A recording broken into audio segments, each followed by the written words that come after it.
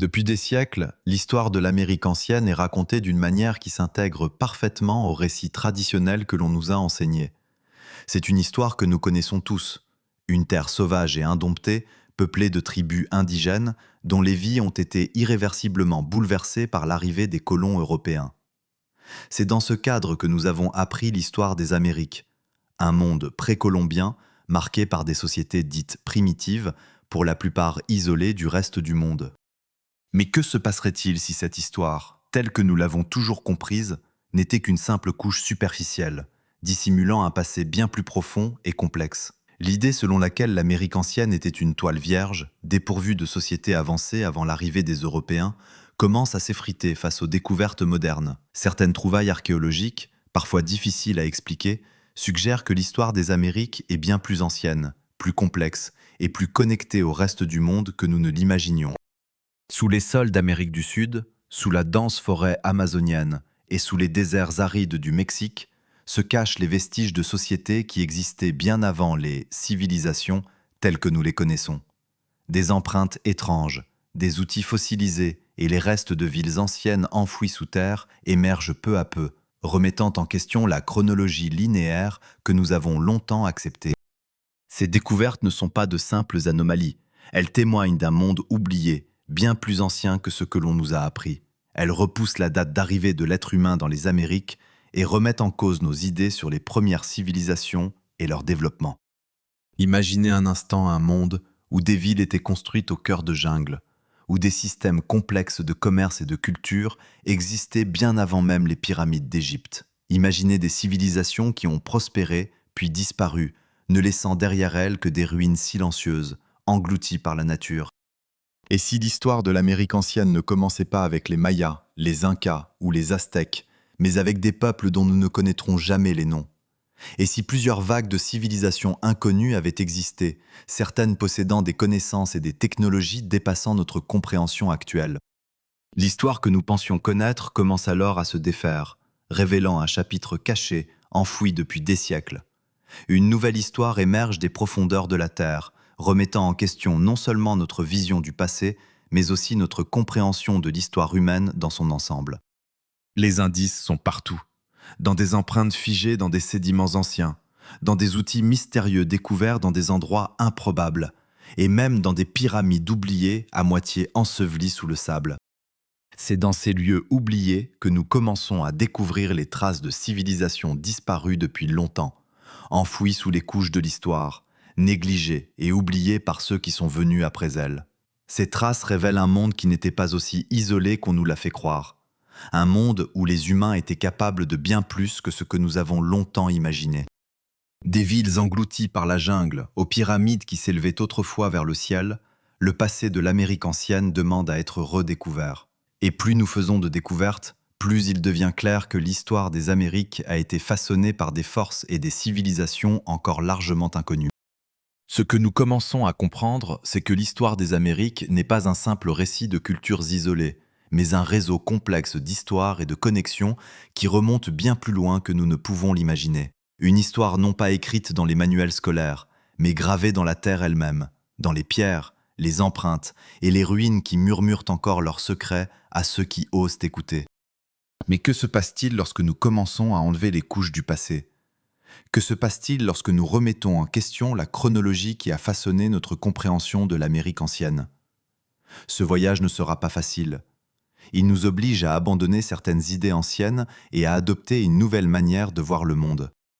Un monde où les civilisations des Amériques ne sont plus une simple note de bas de page dans l'histoire, mais les fondations mêmes sur lesquelles repose une grande partie de notre compréhension moderne de la culture et des réalisations humaines.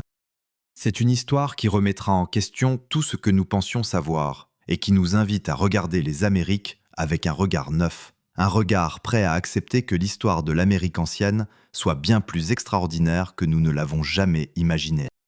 Les premières découvertes qui bouleversent tout. Alors que nous commençons à explorer les mystères de l'Amérique ancienne, les preuves découvertes sous la surface commencent à défier toute pensée conventionnelle. Imaginez-vous dans les régions reculées d'Amérique du Sud, où profondément enfouies sous des couches épaisses de terre et de pierre, se trouvent les traces d'une civilisation qui remet en question tout ce que l'on nous a appris. L'une des premières découvertes majeures a été faite à Monteverde, au Chili. Ce site a bouleversé la vision traditionnelle de la migration humaine vers les Amériques. Ce que les archéologues y ont découvert à la fin du XXe siècle a provoqué un véritable choc dans le monde académique, obligeant les chercheurs à revoir complètement la chronologie de la présence humaine sur le continent. Monteverde n'était pas simplement un site avec quelques outils en pierre ou des traces de feu. Les scientifiques y ont découvert les restes de maisons, des structures avec des murs en bois recouverts de boue, preuve de communautés installées de manière durable. La présence de fibres végétales tissées avec précision montre que ces populations ne se contentaient pas de survivre dans un environnement difficile. Elles prospéraient, avec une compréhension avancée de leur environnement naturel. Ces découvertes ont repoussé la présence humaine dans les Amériques à plus de 18 000 ans, soit au moins 5 000 ans plus tôt que la théorie classique du passage par le détroit de Bering.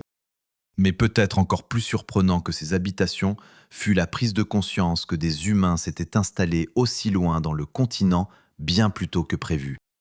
La théorie dominante affirmait que les humains étaient arrivés il y a environ 13 000 ans. Monteverde racontait une toute autre histoire. Comment ces populations étaient-elles arrivées là? Comment avaient-elles traversé des distances aussi immenses? Ces questions ont ouvert un débat scientifique qui dure encore aujourd'hui.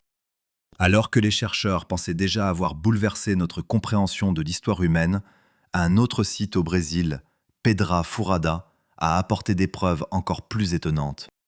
Sur ce site, les archéologues ont découvert des éclats de pierre façonnés par la main humaine. À première vue, cela peut sembler banal. Mais ce qui rend ces objets extraordinaires, c'est leur ancienneté. Les outils retrouvés à Pedra Furada ont été datés d'environ 32 000 ans, bien au-delà des chronologies traditionnellement acceptées. Ce qui est encore plus surprenant, c'est que certains chercheurs ont rejeté ces découvertes, non pas parce qu'elles manquaient de preuves, mais parce qu'elles ne correspondaient pas au modèle établi de l'histoire humaine. Comment des humains auraient-ils pu vivre en Amérique il y a si longtemps sans laisser davantage de traces? Ce rejet n'était pas seulement scientifique, il révélait aussi une difficulté plus profonde: accepter que notre vision de l'histoire puisse être erronée. Les premiers humains des Amériques sont-ils arrivés bien plus tôt que prévu? Et s'ils sont venus, d'où venaient-ils? Ont-ils voyagé par voie terrestre ou par l'océan? Le mystère de Pedra Furada reste entier, laissant les chercheurs face à de nombreuses questions sans réponse. Les empreintes de White Sands, une preuve troublante. Encore plus surprenantes furent les découvertes faites au Nouveau-Mexique, sur le site de White Sands. Sous le sol aride, les chercheurs ont mis au jour des centaines d'empreintes humaines fossilisées. Ce n'étaient pas des traces isolées, mais un véritable chemin, comme si elles racontaient l'histoire d'un voyage. Ces empreintes, conservées dans les sédiments, datent d'environ 21 000 à 23 000 ans. Mais ce qui les rend encore plus fascinantes, c'est qu'elles ont été découvertes aux côtés de traces d'animaux de l'ère glaciaire, mammouths, paresseux géants et autres espèces aujourd'hui disparues. C'est comme si les humains avaient marché aux côtés de ces créatures gigantesques dans un monde totalement différent du nôtre. Ce que révèlent ces empreintes. La découverte de White Sands est révolutionnaire. Non seulement à cause de son ancienneté, mais aussi à cause de ce qu'elle révèle sur les humains qui ont laissé ces traces. Il ne s'agit pas de quelques individus isolés, il s'agit d'un groupe, en mouvement, interagissant avec son environnement. Ces empreintes montrent que des humains vivaient en Amérique du Nord bien plus tôt que ce que l'on pensait, et qu'ils étaient capables de survivre dans un environnement peuplé d'animaux gigantesques. Une nouvelle vision de l'histoire. Les découvertes de Monteverde, Pedra Furada et White Sands bouleversent complètement notre compréhension. L'histoire humaine des Amériques n'est plus un simple récit de migration unique. Elle devient une histoire complexe, composée de multiples vagues de populations humaines arrivées sur une période bien plus longue que ce que nous imaginions. Ces découvertes nous montrent un monde différent. Un monde où les premiers habitants des Amériques ne faisaient pas que survivre, mais prospéraient dans des environnements très variés. Une histoire encore à découvrir. À mesure que les archéologues continuent leurs fouilles, une évidence s'impose.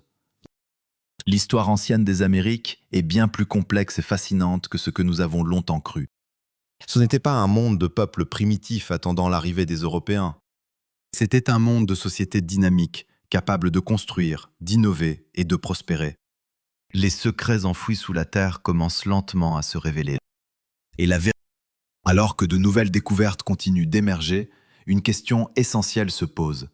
Comment savons-nous réellement à quelle époque elle remonte? Pendant longtemps, la méthode principale utilisée par les archéologues a été la datation au radiocarbone. Elle a été considérée comme une référence permettant de reconstituer la chronologie de l'histoire humaine.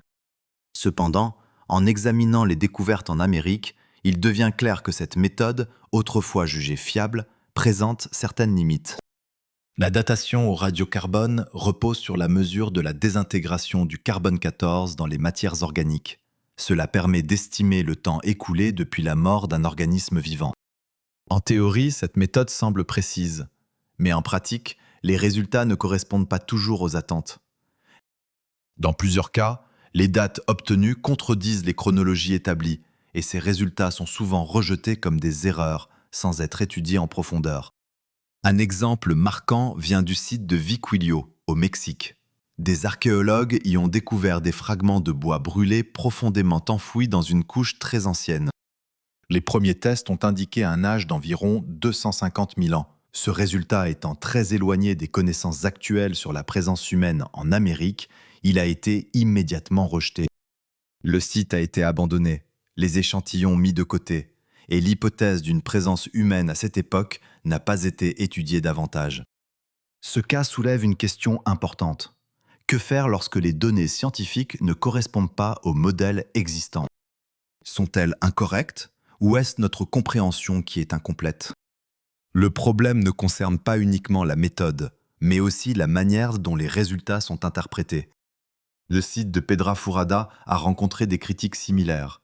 Comme il n'y avait pas suffisamment de matière organique pour effectuer une datation directe, certains chercheurs ont affirmé que les pierres trouvées avaient été façonnées naturellement par le vent ou l'eau. Ainsi, les preuves ont été rejetées non pas parce qu'elles étaient forcément fausses, mais parce qu'elles ne correspondaient pas aux théories établies. Les empreintes humaines découvertes à White Sands ont également suscité des doutes. Les analyses ont indiqué une ancienneté comprise entre 21 000 et 23 000 ans, ce qui dépasse largement les estimations traditionnelles. Certains chercheurs ont remis en question ces résultats en évoquant la possibilité d'erreurs. Pourtant, ces empreintes existent bel et bien et sont visibles dans les sédiments. La datation au radiocarbone repose sur plusieurs hypothèses, notamment que la quantité de carbone 14 dans l'atmosphère est restée constante et que les échantillons n'ont pas été contaminés. Or, ces conditions ne sont pas toujours garanties. Des facteurs comme les éruptions volcaniques, les radiations cosmiques ou les changements environnementaux peuvent influencer les résultats. Dans certains cas, des échantillons prélevés à quelques centimètres d'écart donnent des dates très différentes, parfois séparées de plusieurs milliers d'années. Ces incohérences rendent difficile l'établissement d'une chronologie précise. Cela ne signifie pas que la datation au radiocarbone est inutile. Elle reste un outil important en archéologie. Cependant, il est nécessaire de reconnaître ses limites et d'interpréter les résultats avec prudence. Au lieu de considérer les anomalies comme des erreurs, elles pourraient être des indices d'une histoire plus complexe. Si les bases de notre chronologie sont incertaines, alors une partie de notre compréhension de l'histoire pourrait être inexacte. L'histoire ne serait pas linéaire, mais composée de multiples couches encore à découvrir. Les réponses ne se trouvent peut-être pas uniquement dans les méthodes scientifiques, mais aussi dans les vestiges enfouis sous la terre, qui attendent d'être étudiés avec un regard nouveau. Dans les déserts arides du Pérou, niché à l'ombre des Andes, se trouve un site qui redéfinit notre compréhension des origines de la civilisation. Ce lieu, connu sous le nom de Caral, est encore peu connu du grand public, mais il renferme des éléments qui remettent en question tout ce que nous pensions savoir sur les premières sociétés urbaines. Caral n'est pas une simple ruine. C'est l'une des plus anciennes villes du monde, antérieure de plus de 1000 ans aux civilisations de l'Égypte ancienne et de la Mésopotamie. Elle témoigne de l'existence d'une culture avancée qui s'est développée en Amérique bien avant les grands empires précolombiens. Découverte à la fin du XXe siècle, Caral a surpris les archéologues. Ceux-ci pensaient que les premières villes des Amériques ressembleraient aux civilisations plus tardives, comme les Aztèques, les Incas ou les Mayas, avec des temples monumentaux et des structures imposantes. Mais Caral présente un modèle différent. Daté d'environ 2600 avant notre ère, la ville se caractérise par de grandes structures en pierre, notamment des plateformes pyramidales, un amphithéâtre et de vastes zones résidentielles. Un aspect particulièrement remarquable de Caral est l'absence de preuves de guerre. Aucun artefact lié à des armes ou à des conflits n'a été trouvé. Contrairement à de nombreuses civilisations anciennes, Caral semble avoir été une société fondée sur la coopération, l'innovation et probablement des activités spirituelles et intellectuelles. La découverte d'instruments de musique, tels que des flûtes fabriquées à partir d'os d'oiseaux et des tambours, montre que la musique jouait un rôle important dans la vie sociale et religieuse de ses habitants. L'organisation de la ville révèle une planification urbaine avancée. Les larges places et les routes témoignent d'une compréhension approfondie de l'organisation sociale. Les habitants de Caral ont développé une économie basée sur l'agriculture, le commerce et la coopération. Ils ont également mis en place des systèmes d'irrigation sophistiqués pour s'adapter à l'environnement désertique. L'architecture de Caral démontre un haut niveau d'ingéniosité. Les pyramides ont été construites avec des techniques permettant de résister aux tremblements de terre fréquents dans la région. Les ingénieurs modernes sont encore impressionnés par la capacité de ces bâtisseurs à ériger des structures durables sans utiliser de métal ni de roues. Cependant, Caral reste entouré de mystères. Pourquoi une civilisation aussi avancée s'est-elle développée dans une région désertique, loin des grandes ressources naturelles? Et pourquoi a-t-elle disparu? Aucune réponse claire n'existe. Certains chercheurs pensent que des changements climatiques ou l'épuisement des ressources pourraient avoir provoqué son déclin. D'autres suggèrent que Caral pourrait être l'héritière d'une civilisation encore plus ancienne, aujourd'hui disparue. Malgré sa disparition, Caral transmet un message important. Cette société ne reposait pas sur la guerre ou la conquête, mais sur la connaissance, la culture et la coopération. La découverte de Caral nous oblige à repenser non seulement l'histoire des Amériques, mais aussi la définition même de la civilisation. Si une société aussi avancée a pu exister il y a plus de 5000 ans dans un environnement aussi difficile, alors il est possible que d'autres civilisations anciennes restent encore à découvrir. Caral montre que l'histoire humaine n'est pas une progression simple, mais une succession de cycles, où chaque civilisation construit sur les traces de celles qui l'ont précédée. Dans les régions humides et marécageuses de Veracruz et Tabasco, dans le sud du Mexique, une ancienne civilisation s'est développée il y a plusieurs milliers d'années. Les Olmecs, souvent appelés le peuple du caoutchouc, ont laissé derrière eux certains des vestiges les plus mystérieux de l'Amérique précolombienne. Bien que leurs écrits soient rares et que leur ville ait été abandonnée depuis longtemps, les Olmecs sont considérés comme une civilisation fondatrice pour les cultures ultérieures telles que les Mayas et les Aztèques. Ce qu'ils ont laissé n'est pas seulement constitué d'objets ou de ruines, mais de symboles monumentaux d'un monde disparu. Les célèbres têtes colossales en pierre, pesant plusieurs tonnes chacune, fascinent les chercheurs depuis des siècles. Ces visages, aux traits larges et aux expressions sévères, pourraient représenter des dirigeants, des dieux ou des figures mythologiques. Certains pensent qu'il s'agit de portraits de souverains olmecs, immortalisés pour affirmer leur pouvoir. D'autres estiment qu'ils représentent des divinités ou des croyances spirituelles. Une autre hypothèse suggère que ces visages pourraient représenter des individus venus de régions lointaines, car leurs traits diffèrent de ceux des populations locales. Les têtes colossales ne sont pas les seules œuvres remarquables des Olmecs. Ils ont également produit des sculptures en jade, des statues et des objets rituels d'une grande finesse. Ces œuvres contiennent des symboles complexes que l'on retrouvera plus tard chez les Mayas et les Aztèques, preuve de l'influence durable des Olmecs. Malgré l'absence de textes détaillés, leur art démontre un haut niveau de sophistication intellectuelle et culturelle. Les Olmecs ont également contribué au développement de formes précoces d'écriture. Bien que leur système ne soit pas entièrement compris, certains symboles gravés sur pierre semblent représenter des idées et des sons. Cela suggère l'existence d'un système de communication avancé. Ils étaient aussi pionniers dans le domaine de l'astronomie.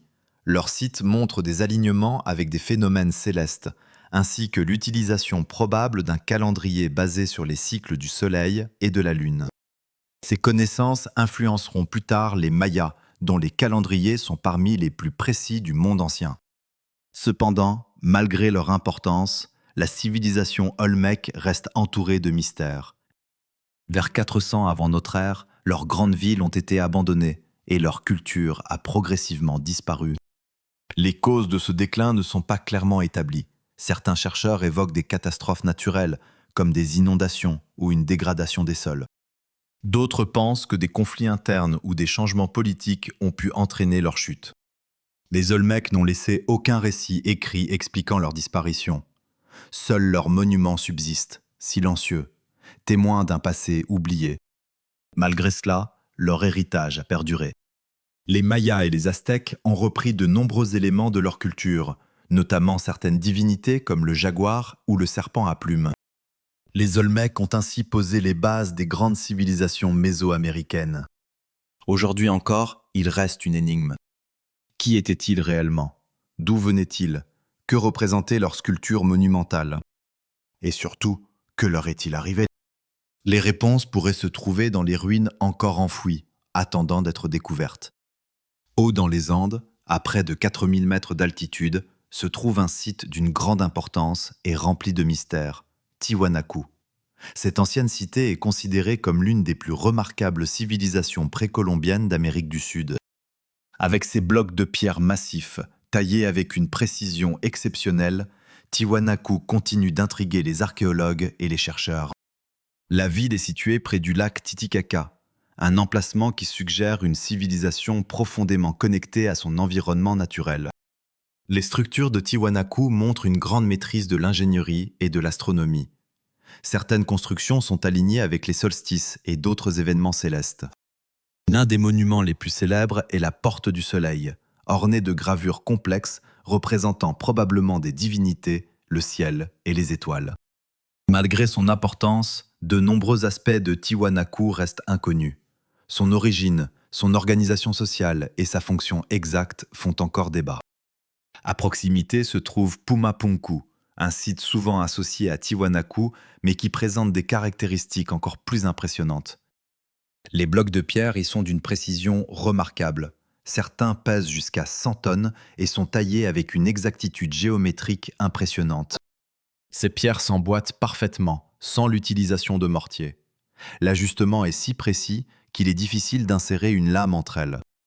Les matériaux utilisés, comme l'andésite et la diorite, sont extrêmement durs, ce qui rend leur travail encore plus impressionnant.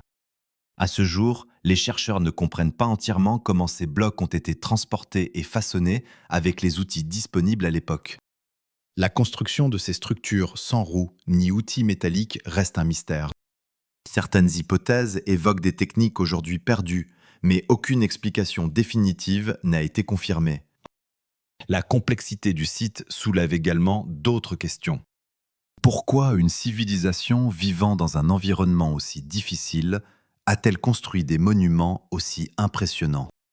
S'agissait-il d'un centre religieux, d'un lieu cérémoniel ou d'un centre de savoir? Quoi qu'il en soit, Tiwanaku et Pumapunku semblent avoir été des centres culturels et intellectuels majeurs. Le déclin de cette civilisation est tout aussi mystérieux. Vers l'an 1000 de notre ère, la ville a été abandonnée. Certaines théories évoquent des changements climatiques ou l'épuisement des ressources. D'autres suggèrent des conflits internes ou des pressions extérieures. Malgré sa disparition, l'influence de Tiwanaku a perduré. Les Incas, qui sont apparus plus tard, auraient repris plusieurs éléments de son architecture et de ses techniques agricoles. Certains pensent même que les Incas considéraient Tiwanaku comme un lieu sacré, lié à leurs origines. Cependant, de nombreuses questions restent sans réponse. Qui étaient les habitants de Tiwanaku? D'où venaient-ils? Et que sont devenues leurs connaissances? Ce site nous rappelle que nous ne comprenons encore qu'une petite partie des civilisations anciennes. La précision de leur construction et leur connaissance du cosmos suggèrent un niveau de sophistication que nous commençons à peine à comprendre. Tiwanaku et Pumapunku ne sont pas seulement des ruines, ce sont des témoins d'un passé encore largement inconnu. Au cœur des jungles denses du nord du Guatemala, cachée pendant des siècles sous une végétation épaisse, se trouve une ancienne cité oubliée, El Mirador. Cette ville, redécouverte au XXe siècle, était autrefois l'un des centres les plus importants de la civilisation maya. Contrairement à ce que l'on pourrait penser, El Mirador n'est pas une ville tardive, mais l'une des plus anciennes. Elle remonte à la période préclassique, entre environ 600 avant notre ère et 100 de notre ère. À son apogée, El Mirador était une immense métropole, avec des pyramides monumentales, de grandes places et un réseau complexe de routes reliant différentes régions. Parmi ces structures les plus impressionnantes se trouve la pyramide de l'Adanta, haute d'environ 72 mètres. Elle est considérée comme l'une des plus grandes pyramides du monde en volume. La taille de la ville et de ses constructions montre qu'il s'agissait d'une société très organisée et capable de mobiliser d'importantes ressources humaines. Mais ce qui rend El Mirador encore plus remarquable, c'est son infrastructure. La ville possédait de larges routes surélevées, appelées Sacdé, qui reliaient El Mirador à d'autres centres importants. Ces routes n'étaient pas de simples chemins, mais de véritables voies construites avec soin, facilitant les échanges et les déplacements. Cela indique l'existence d'un système politique et économique structuré. El Mirador était bien plus qu'un simple centre urbain. C'était le cœur d'une civilisation étendue, influente et avancée. Cependant, malgré son importance, la ville ne figure pas dans les récits des Mayas ultérieurs. Aucune légende majeure ne mentionne clairement son existence. Cela soulève une question troublante. Pourquoi une civilisation aussi importante a-t-elle été oubliée? Concernant son déclin, plusieurs hypothèses existent. Certains chercheurs pensent que la déforestation et l'épuisement des sols, causés par une population croissante, ont conduit à l'effondrement de la ville. D'autres évoquent des facteurs environnementaux plus larges. Quoi qu'il en soit, El Mirador a été abandonné, et la jungle a progressivement recouvert ses structures. Malgré cela, son influence n'a pas disparu. Les grandes cités mayas apparues plus tard comme Tikal et Copan ont repris de nombreux éléments développés à El Mirador, notamment les pyramides monumentales et les réseaux de routes. Ainsi, El Mirador peut être considéré comme l'un des fondements de la civilisation maya classique. Aujourd'hui encore, une grande partie de la ville reste enfouie sous la forêt. Les archéologues continuent de découvrir ses secrets, mais beaucoup restent encore inconnus. El Mirador nous rappelle que l'histoire maya est bien plus ancienne et complexe que ce que l'on pensait.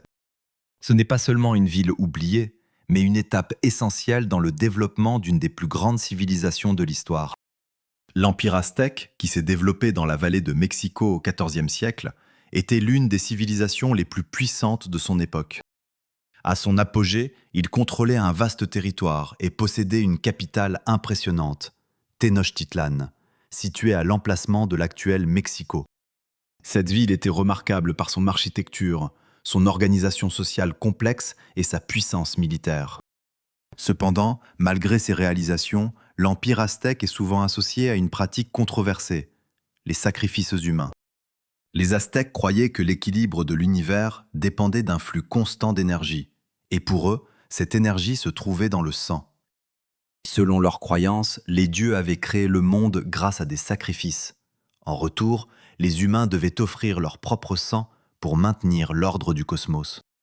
Le sacrifice humain n'était donc pas un acte de cruauté gratuite, mais un rituel profondément lié à leur vision du monde.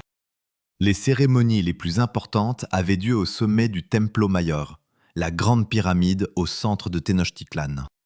Les prêtres y sacrifiaient des captifs, en offrant leur cœur aux dieux. Bien que cette pratique puisse sembler violente, elle avait une signification religieuse profonde.